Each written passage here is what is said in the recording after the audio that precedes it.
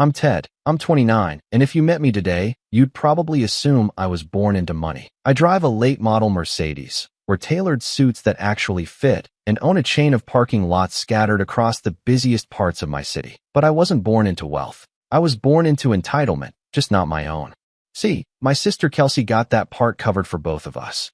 Growing up, I didn't think much about fairness. I figured every family had a favorite. My parents made theirs obvious early. Kelsey got the new shoes, the upgraded phone, the bigger bedroom when we moved. I got the "you're a boy, you don't need as much space" speech. When she wanted to go to a private art school in New York, they tapped into her college fund and part of mine without asking me. They promised they'd make it up to me. They never did. But that's not even the story. That was just the warm-up act. The real show began after Grandpa died. My grandfather, Arthur, was the only family member who treated me like I mattered. He was an old-school, suit-wearing, hard-as-nails businessman who didn't care about social games or appearances. He started with a single corner store and grew it into a modest but respectable real estate portfolio. Not skyscrapers, but a handful of apartment complexes, commercial properties, and vacant lots in the right zip codes. He used to say, "Land is the only thing they're not making more of. Learn to see value where others see weeds." We weren't close in a cuddly grandpa kind of way, but he respected work ethic, and he respected me. I think he saw a bit of himself in me. During my college summers, while Kelsey was backpacking across Europe on Dad's dime, I was driving Grandpa to tenant meetings, climbing rooftops to check on AC units, learning the ropes, not for pay, but because he asked and I wanted to learn. And apparently, he noticed more than he let on. When Grandpa passed, I was devastated. I'd just graduated with a degree in finance and had plans to maybe partner with him, maybe launch something together. That dream was over in a flash. But I still had hope. Not for handouts, but for a chance. I knew he'd left a will. He was meticulous about everything. I figured maybe he'd left me one property, something small, some seed I could grow. That's when the beach villa happened. We were called to the lawyer's office on a gray Thursday. The mood was thick, sorrow, tension, maybe greed. My parents sat stiff in their chairs. Kelsey showed up 20 minutes late, fresh from a tanning salon or maybe a spa, sunglasses still perched on her head, and not a single tear shed. The lawyer, a wiry man named Mitchell, opened the folder and began reading through Grandpa's will. I barely heard half of it, until I caught the words "fully furnished beach property in Crescent Bay, complete with transfer of title and a maintenance fund." My eyes flicked to Kelsey. She grinned. That was her gift.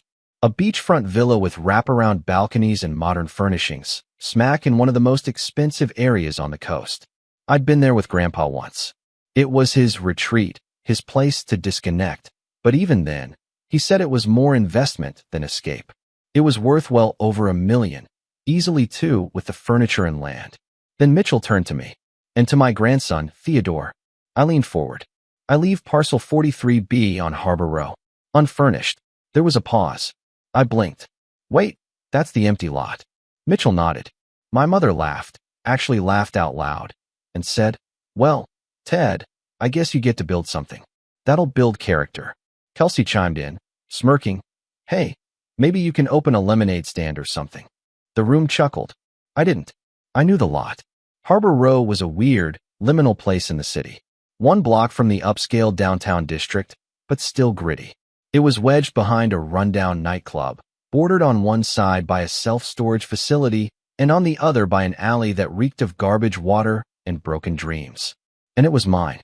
The lawyer handed over a thin envelope, title transfer, property map, a copy of the will. That was it. No maintenance fund, no furniture, not even a lock on a gate because there was no gate. On the way out, Dad patted me on the back like he was handing out participation trophies. "You'll figure it out, son. That kind of place, if you're smart, could be worth something one day." Mom added, "Besides, Kelsey's always had a knack for interior design. You wouldn't even know what to do with a villa." I nodded. I didn't say a word.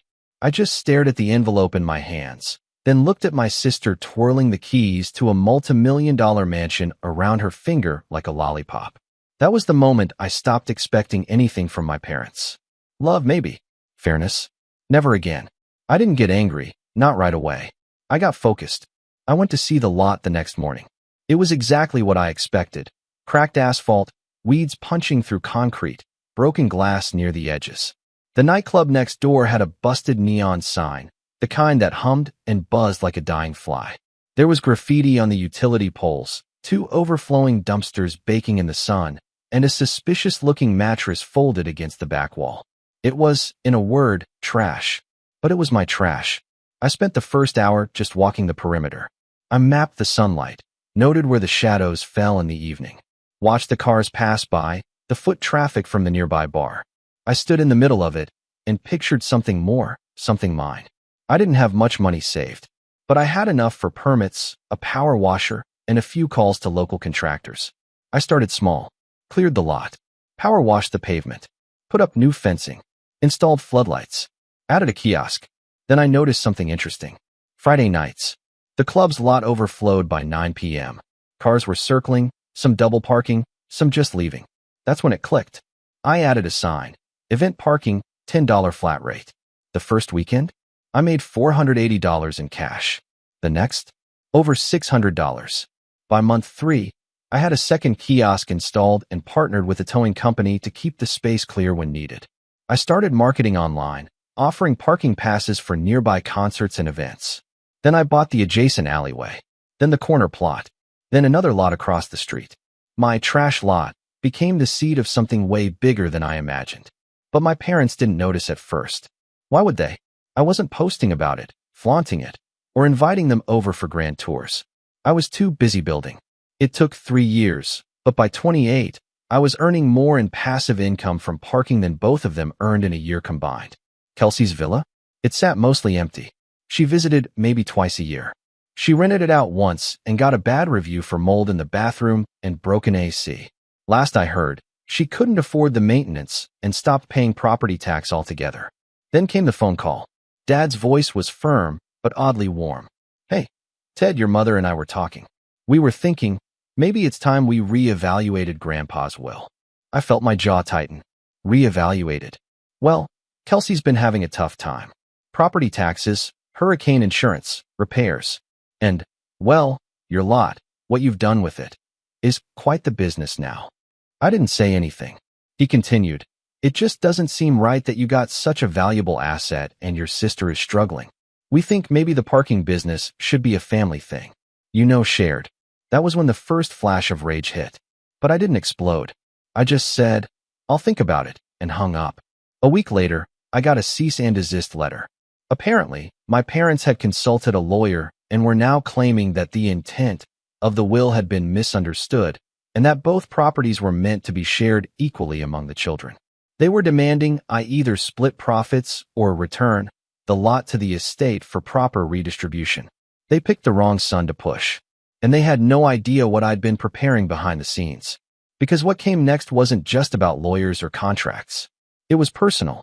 After I got the letter, I sat in my office, staring at the wall, heart pounding like I'd just run a marathon. It wasn't just a legal threat. It was betrayal, packaged in a manila envelope with my parents' return address on the corner. They'd actually hired a lawyer to come after me. Me, their son, the one who built something from nothing, the one who never asked for a penny, who didn't even flinch when they handed my sister $1 million home like it was a party favor. And now that I'd made something out of my empty lot, now that I'd proven I didn't need their approval or their money, they wanted a piece of it. No, not even a piece. They wanted control. That was the night something in me cracked. A kind of final splinter. The last little hope that maybe they just didn't know how much they hurt me. That if I just explained, if I just worked harder, they'd finally say, we're proud of you. But they weren't proud.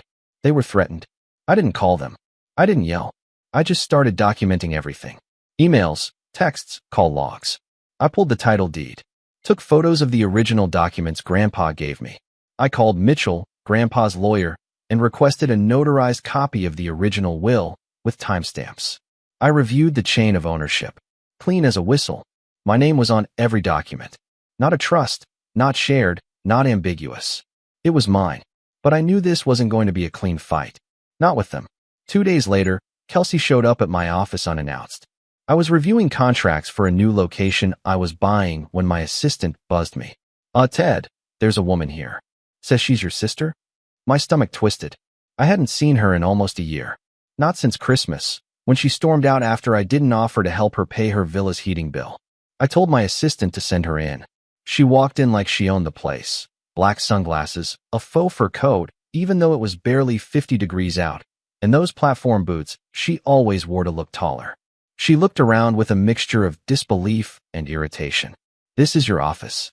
I didn't answer, just gestured to the chair across from me. She sat down with a dramatic sigh, tossed her sunglasses on the table, and said, "Okay, look, I'm not here to fight. I just want to talk like adults." I leaned back in my chair, fingers steepled. "You're 2 days late for that. Your lawyer beat you to it." She rolled her eyes. "That was Dad's idea, not mine. I told them it was overkill. Honestly, I thought we could just have a civil conversation." I didn't say anything. I wanted to see where she was going with this. She shifted in her seat. "Look, you've clearly done well. Like, surprisingly well. Honestly, I didn't think you had it in you." "Thanks," I said dryly. She ignored my tone and kept going. "But the villa's been a disaster. The taxes are insane. The maintenance? Forget it. I had to fire the cleaner because she stole some jewelry, and the roof leaks now. And I just found out I have to pay for coastal erosion insurance or something. I don't even know what that is. Sounds rough." She tilted her head. "Don't do that. Don't be smug. I'm being vulnerable here." I almost laughed. She continued, "What I'm saying is, I think it's only fair we revisit Grandpa's will. I mean, be honest. Do you really think he wanted you to get some parking lot and me to get stuck with a money pit? He probably thought you'd sell it." I didn't. "Well, yeah. And now it's a gold mine." I raised an eyebrow. "And that's my fault." She leaned in. "No, I'm just saying, maybe you could cut me in. I mean, if we went to court." "We are going to court. You've already filed." She paused. "I told Dad to wait, okay? I didn't sign anything yet. I was hoping you'd just see reason. We're family, Ted." That word, family, it hit me like a slap. I stood up slowly, walked to the window, looked out at the lot across the street. Cars lining up, paying to park in the space I once stood in alone with a power washer and a folding chair. I turned back to her. "You got a fully furnished villa on the beach, Kelsey. I got a piece of cracked concrete behind a nightclub. You didn't complain when you got your end of the deal. You didn't offer to split your inheritance. Not when you were sipping champagne on the balcony. Not when you posted pictures of your getaway life on Instagram. Not when you hosted that influencer retreat and told everyone it was your house. You didn't say a word then." Her face flushed. "That's different." "No, it's not. The only difference is now I have something valuable, and suddenly it's not fair anymore. Suddenly it's up for negotiation." She stood too, arms crossed. "You're being dramatic." "No, I'm being done. You want to go to court? Fine. I'll bring every email, every photo, every record. But don't come here pretending to be reasonable while you've got one foot in the courtroom and the other on my neck." She stared at me for a long moment. Then she grabbed her sunglasses, shoved them on, and hissed, "You're gonna regret this." I smiled. "No, I don't think I will." She stormed out, slamming the door hard enough to rattle the windows. And that was just the beginning. Within a week, the story started spreading through the family. Not from me, of course. I kept my mouth shut. But somehow, a very skewed version of events started making the rounds. According to my Aunt Lorna, who called me in hushed tones one evening, I was withholding family assets, exploiting a loophole in Grandpa's will, and taking advantage of Kelsey's kindness. Kindness. Kelsey hadn't been kind since she was old enough to learn she could cry and get her way. The narrative was spreading fast. I was the greedy son, the ungrateful one, the one who let success go to his head. My parents leaned into it hard. They started calling relatives we hadn't spoken to in years. There was talk of healing the rift in the family, but it always ended with, "Well, if Ted would just do the right thing." I started getting messages from extended cousins, people I barely remembered. Some friendly, some passive-aggressive. One even asked if I was hiring. Another sent me a link to a meditation retreat and told me, "Maybe you should clear your mind before making rash decisions that hurt people." But the final straw came a few weeks later. I went out to my lot, now one of 5 I owned in the downtown district, to inspect a new camera system we'd installed. As I pulled in, I noticed something odd. Spray paint. Red, jagged lines all across the kiosk. Thief. Family trader. Another line across the asphalt. You'll lose everything. I filed a police report. Pulled the security footage. The grainy image was blurry, but it was Kelsey's car. Her ridiculous convertible with the vanity plate she got when she turned 18. That night, I sat in my apartment, 10 floors above the city, and stared at my phone. There were missed calls from my mother, 2 from my dad, a voicemail from someone claiming to be concerned for the family's legacy. Then the knock came. It was nearly 11 p.m. When I opened the door, I found my parents standing there. They didn't look angry. They looked tired. Mom stepped in first, eyes glossy. "Ted, honey, can we talk?" Dad followed, face unreadable. "It's time we cleared the air." I didn't say anything. I let them in. They sat on the couch like strangers in a hotel lobby. Awkward. Nervous. "We didn't mean for it to go this far," Mom said softly. "It's just, your sister's struggling. She's always been more sensitive. You know that. She vandalized my business." Mom flinched. "She made a mistake." I stared at them. "And you think I'm the one who needs to make this right?" Dad finally spoke. "We're not saying that. We're just asking you to be the bigger person. You have more than enough." More than enough. There it was again. I felt something cold settle in my chest. "You think because I made something out of the garbage you gave me, I should feel guilty?" "We just want peace," Mom whispered. "Can't we all just share?" "No," I said flatly. Dad stood. "Then I guess we will see you in court." And with that, they left. I stood at the window again, watching them disappear into the night. The family that told me to build character was now trying to tear down what I built. But I had one last card to play. One grandpa left me long before the will. And when I played it, they'd wish they'd never even heard the word parking. I didn't show up to the first court hearing. Not physically, anyway. My attorney, Samir, cool, soft-spoken, and ruthlessly prepared, handled it. He told me to stay focused on the business. "You're not just defending what you have, Ted. You're proving you earned it.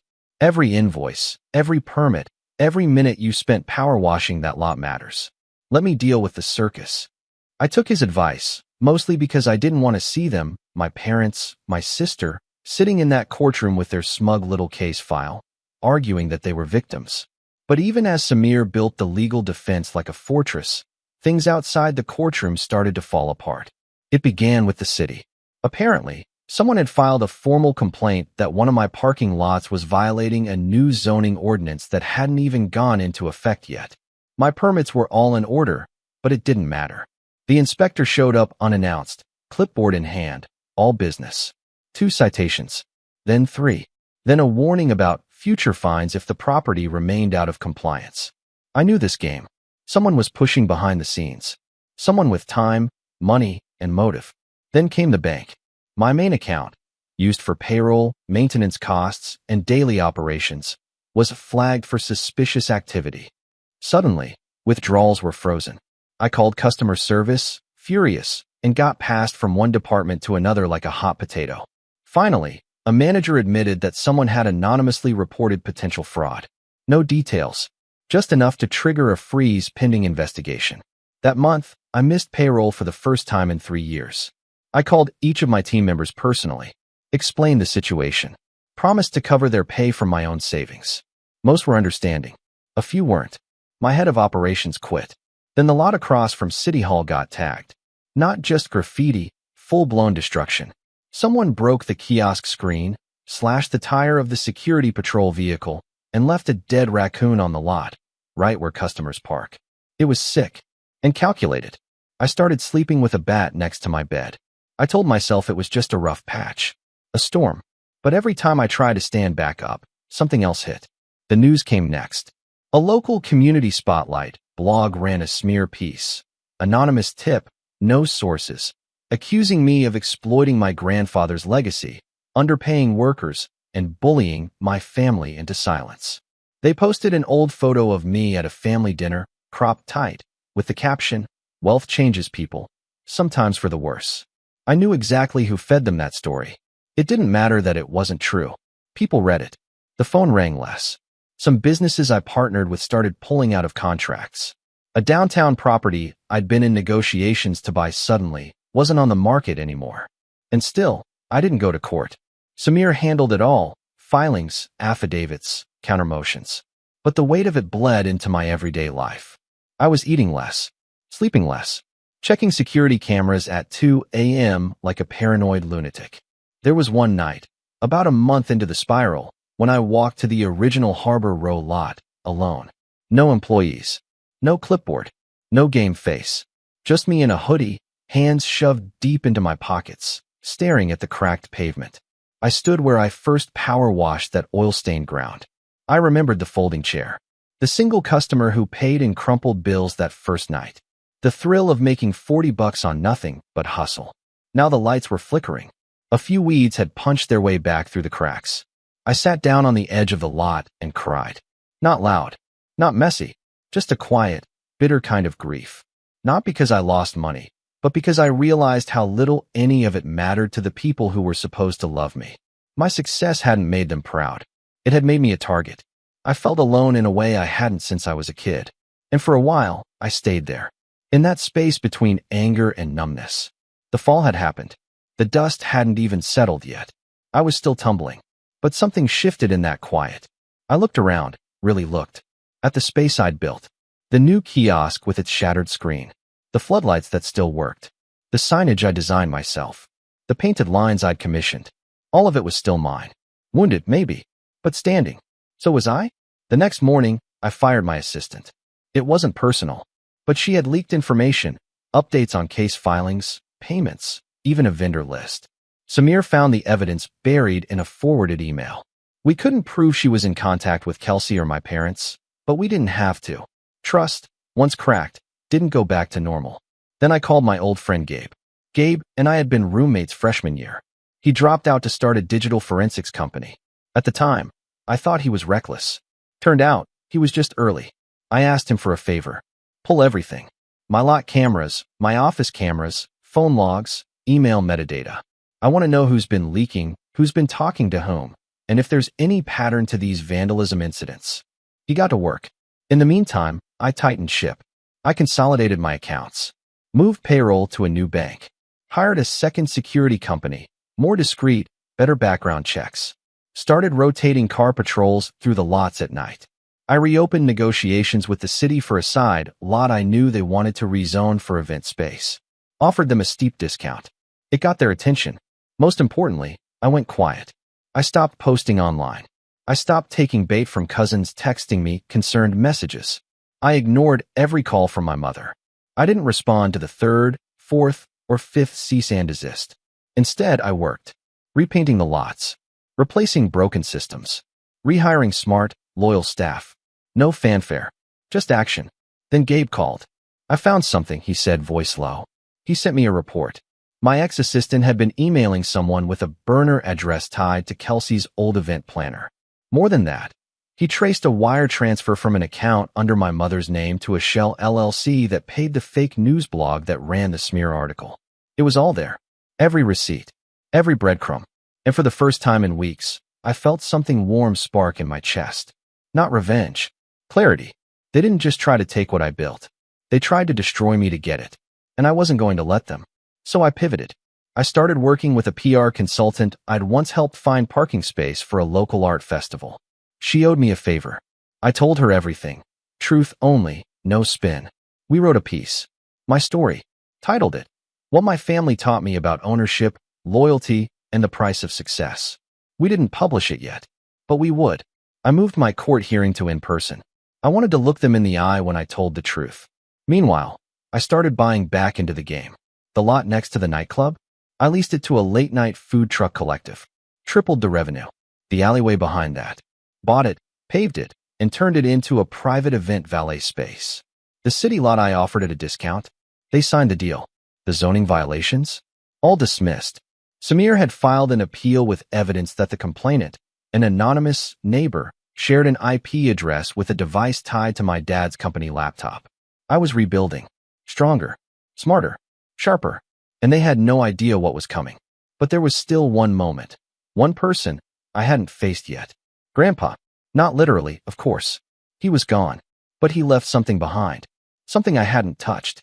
Something I'd almost forgotten about until Samir brought it up while reviewing the will again. A letter. Labeled, for Ted, when the time is right. It was still sealed. Samir handed it to me carefully, like it might crumble in his fingers. It's your call. But maybe it's time. I didn't open it right away. I took it home, set it on the table, made a cup of tea, sat with it in the silence of my apartment. Then, finally, I opened it. It was short, handwritten in Grandpa's type, Neat script. Ted, if you're reading this, you've already seen what I saw years ago. That sometimes, the people closest to us can't stand to see us succeed. Especially when we do it without them. I gave you that lot not because it was easy, but because I knew you wouldn't quit. I knew you'd see it for what it could be. Don't let them drag you down. Build higher. They'll come for it. Let them. Then show them who it really belonged to all along. Arthur. I sat there for a long time, just staring at that last line. Let them. Then show them. I folded the letter, put it in a frame, and hung it above my desk. That was the day I stopped seeing myself as a victim of their greed. I was the survivor of it, and I was about to show them exactly what I'd become. There's a certain clarity that comes after you've hit bottom. When the dust settles, when the anger cools, and all that's left is strategy, cold, deliberate strategy. That's where I lived for the next 3 months. Not in rage, not in grief, but in calm, meticulous planning. My family still thought they were winning. My parents were doubling down on the shared inheritance narrative. Kelsey had gone radio silent on social media, but she was quietly attending charity events, cozying up to people in city council, and presenting herself as some kind of community-minded homeowner under siege from her greedy brother. Word was spreading that I had taken advantage of Grandpa's deteriorating mind, that the will was suspicious, that I'd used him to gain control of family property. None of it was true, but the rumor mill didn't care. I started getting strange stares when I went to certain business meetings. A few vendors asked if the legal battle would affect future payments. One partner, a guy I'd worked with for years, called to pause a joint project until things cooled off. I realized then, I wasn't just fighting for money anymore. I was fighting for my name. So I started building something bigger than parking lots. I started building the case. Samir and Gabe were with me every step. Gabe traced back more digital connections, emails from my mother's work laptop, burner phones that pinged near my properties right before acts of vandalism, message metadata from the fake accounts that left bad reviews on my business pages. One Gmail account had been used to submit both the anonymous city complaints and send PayPal donations to the local blog that smeared me. We traced that account to a VPN exit node in, get this, Kelsey's own villa.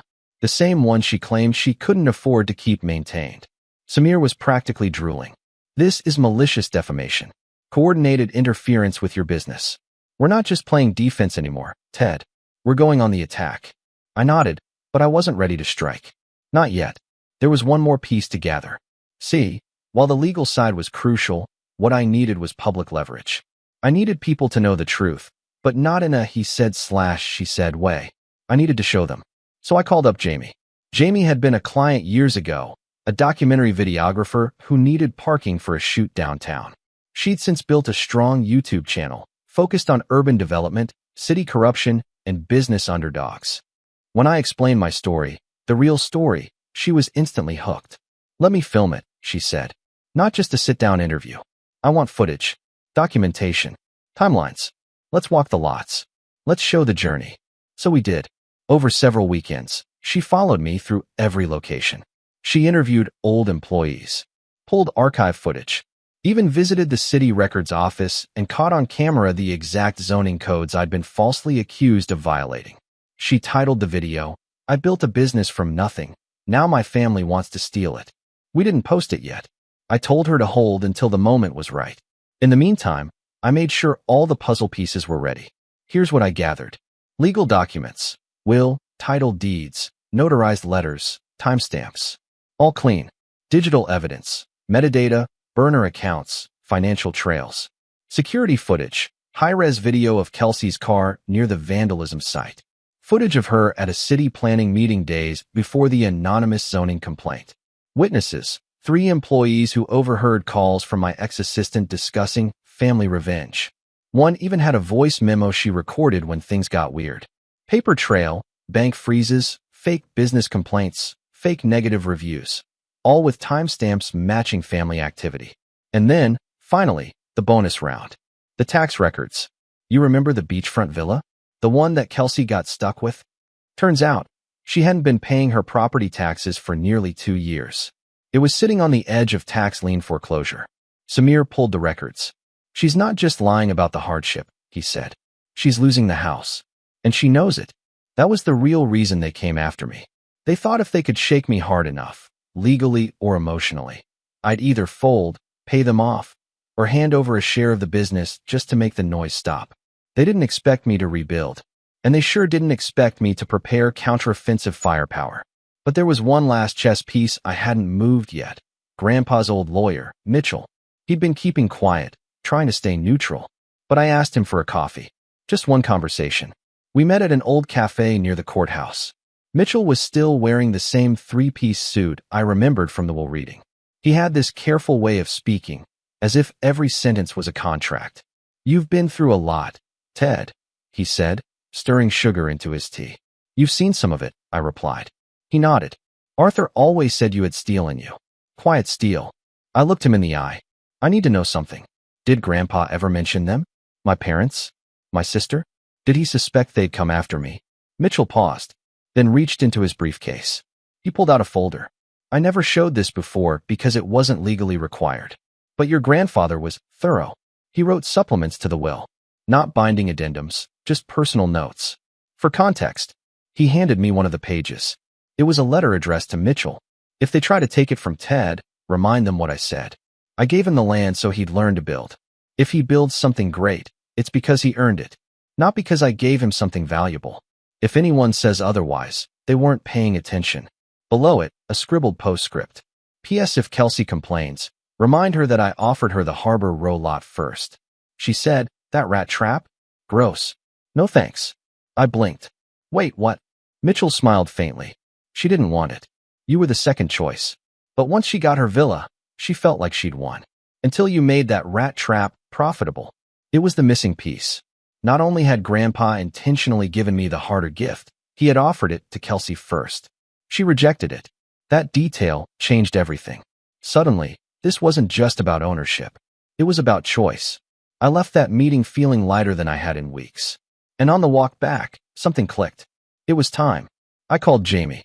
"Upload the video. But don't just publish it. Premiere it. Friday night, 8 p.m. "Got it," she said. "You sure?" I've never been more sure. That same day, I scheduled a full-page ad in the local business journal for Saturday morning. The headline? I was given a strip of asphalt. I turned it into an empire. Now they want it back. Underneath was a QR code that linked to Jamie's video, plus a brief statement. "In honor of my grandfather, Arthur Daniels, who believed in work over inheritance. Everything I built was earned. Everything they're trying to take was already rejected. This is my truth. Ted Daniels." We synced it perfectly. Friday, video premiere. Saturday, print ad. Sunday, legal countersuit filing, with every shred of evidence attached. Samir called it the holy trinity of revenge. And it worked faster than I expected. Friday night, the video exploded. 10,000 views in 2 hours. Then 20. Then 50. By midnight, #ParkingEmpire was trending locally on Twitter. Business owners shared stories of how I'd helped them. Former employees posted about their time working with me. Even people I didn't know were commenting. You can't give someone vision. You either see the value, or you don't. Ted saw it. Imagine getting a beachfront villa and still trying to steal your brother's parking lot faced with tears of joy. This man turned a piece of trash into treasure. Respect. But Saturday morning was when the real flood began. My inbox lit up with new business proposals. 3 city council members reached out for a meeting. 2 reporters called asking for interviews. And then a voicemail from my mother. "Teddy, we saw the video. Please call us. We didn't know it would go this far." I didn't respond. Neither did Samir. He was too busy preparing the final blow. Because Monday morning, we were filing something new. Not just a countersuit. A full-scale civil complaint. Defamation. Business interference. Malicious prosecution. Backed by evidence. Affidavits. Financial records. Footage. And, just for flair, the signed note from Mitchell confirming Kelsey rejected the Harbor Row lot first. It wasn't just about protecting myself anymore. It was about consequences. Real ones. The kind they never thought they'd face. And the best part? They still didn't know what else I had planned. Because while they were busy bracing for court, they hadn't noticed what was happening with the villa. The villa hit the auction block 3 weeks later. Kelsey must have thought she still had time. Maybe she assumed someone would bail her out, or that she could stall with another lie or plea. But the city doesn't care about family drama. She'd been skipping taxes for too long. Add penalties, late fees, and hurricane risk insurance violations, and suddenly even beachfront luxury couldn't save her. It was poetic. She lost the thing she thought made her superior, the same way she had tried to make me feel small, by pretending that inheritance equaled worth. And now, that shimmering villa she used to flaunt on social media? Gone. Sold at auction to a private buyer. For a fraction of its value. But the best part? I was the buyer. Technically, it wasn't me who showed up at the auction. That would have ruined the surprise. I sent in a shell LLC I'd been setting up quietly, a trust, run by Gabe, whose name wouldn't raise red flags. I bought the villa for $832,000, less than half of what it had been appraised for when Grandpa was alive. When the auctioneer's gavel dropped, I had to stop myself from smiling. But I wasn't done, because Kelsey wasn't the only one who needed to face the music. Let's rewind. The civil case we filed hit like a sledgehammer. Samir had crafted every paragraph like it was a blade. Sharp, surgical, and undeniable. Count 1. Defamation, backed by the leaked emails, the metadata from the burner accounts, and the PayPal trail connecting my mother to the smear blog. Count 2. Business interference. The security footage of Kelsey's car near the vandalism sites, the fake zoning complaints, and sworn statements from my employees, including the recorded conversation with my ex-assistant. Count 3. Malicious prosecution, showing how they weaponized the court system to harass and destabilize me, knowing full well the will was valid and the lot was mine. We filed it Monday morning. By Thursday, their attorney had sent over a desperate email, willing to discuss settlement. Samir and I didn't reply. Not yet. Let them stew. Instead, I called Mitchell, Grandpa's old lawyer, and asked him if he could arrange a meeting. Not legal. Personal. A final conversation. One room. Me, my parents, Kelsey. He sighed but agreed. We met in Mitchell's office the following Tuesday. I wore the same gray blazer I'd worn to the will reading, just for effect. They looked rough. Dad was paler than usual. Mom was tense, her lips pressed together like she was physically holding in another lecture. Kelsey looked like she hadn't slept in days. No makeup, hair pulled back. The shadows under her eyes told me everything I needed to know. They didn't expect this. Didn't expect me. Mitchell opened the meeting. I believe Ted has something he'd like to say. I stood, pulled out a folder, and set it on the table. This is a settlement agreement, I said. But it's not what you think.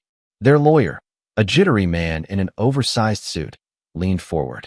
Our clients are willing to negotiate equitable ownership. No, I cut in. That's off the table. This isn't a partnership discussion. This is a ceasefire offer. I slid the papers toward them. Here's what I'm offering. You drop your case completely. You sign a public retraction, acknowledging the will was valid, that you acted based on emotion, and that the business is solely mine. You issue that statement to the blog that slandered me. You send it to the city. You post it publicly. Mom's face turned red. You want us to apologize to strangers? I didn't flinch. Not to strangers. To the truth. And to me. Kelsey scoffed. And what do we get? I pulled out another paper. This one had a photo attached. Of the villa. I bought it, I said calmly. 3 weeks ago. Through a trust. It's mine now. Fully paid, taxes cleared. Her mouth dropped open. You what? I looked at her. Not with malice, not with gloating, just calm inevitability. I'm giving you 30 days to move out. That's already generous. And if you want to take anything with you, furniture, fixtures, whatever, you'd better act fast. She looked to Mom and Dad, desperate. You said you had a plan. Dad slammed his hand on the table. You manipulative little. Samir cut in, voice like ice. Careful. Threats in this setting are admissible. Dad, shut up. I turned back to them. If you don't sign the settlement, I continued, I pursue full damages. I take it all the way. I bring every piece of evidence to court. Every email. Every fake account. Every voicemail and camera angle. And I'll win. We both know it. They sat in stunned silence. Then I played the final card. I reached into my folder and pulled out Grandpa's note, the one Mitchell had given me, and read it aloud. If anyone says otherwise, they weren't paying attention. Arthur. Kelsey's eyes welled up. Whether it was regret, shame, or just loss, I didn't care. I stood. You have 24 hours to sign. If you don't, I file. And the villa becomes an Airbnb. I walked out before they could speak again. They signed the next morning. The fallout. The retraction made headlines. Jamie followed up her documentary with a second video. Update. They tried to destroy him. Now they regret everything. It went viral, even bigger than the first one. I started getting interview requests from finance podcasts, entrepreneurship blogs, even a feature in a regional business magazine. But I didn't do most of them. I wasn't interested in fame, just peace. And I got it. The civil case was dropped. I dismissed my own lawsuit after they paid a modest settlement, enough to cover legal fees and a little extra. I donated half of it to a youth entrepreneurship program Grandpa used to support. Quietly. No plaque. No press release. Kelsey moved out of the villa in 28 days. I kept my word. Didn't touch a single piece of her furniture. Let her leave with dignity if she wanted it. But she didn't leave gracefully. She posted a rant online, blaming everyone. Me, the city, even Grandpa. It got a couple hundred angry comments. But no traction. The world had already heard the truth. After she left, I walked into the villa for the first time. It was beautiful. High ceilings, ocean view, polished floors. But it felt empty. Not in a physical sense, emotionally. It didn't feel like a prize. It felt like a warning. I put it on the market the next month. Sold it for $1.3 million. The money? I reinvested. Into Harbor Holdings. A new company. Not just parking anymore, but infrastructure, commercial properties, urban development, and mentorship. I set up a fund to help young entrepreneurs who came from nothing, the ones who got character instead of capital, because I knew what that felt like.